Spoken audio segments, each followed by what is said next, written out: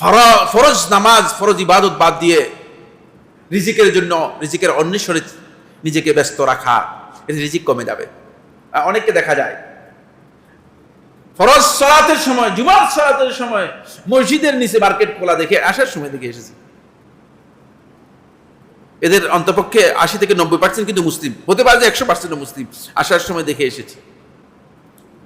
শুধু আমার এতটুকু কল্পনা হচ্ছিল যে মসজিদকে কিভাবে নষ্ট করে দিয়েছে।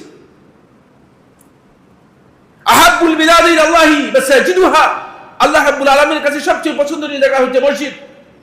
ওয়া আবগাদুল বিলাদি ইলাল্লাহি আসওয়াকুহা, আল্লাহ তাআলার কাছে সবচেয়ে অপছন্দনীয় বিষয় হচ্ছে বাজার।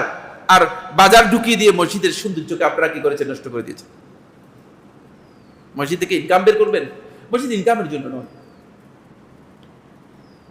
মসজিদ ইনকামের জন্য নয়, মসজিদ ব্যবসায়িক কর্পোরেট অফিস নয়, মসজিদ কর্পোরেট অফিস নয়।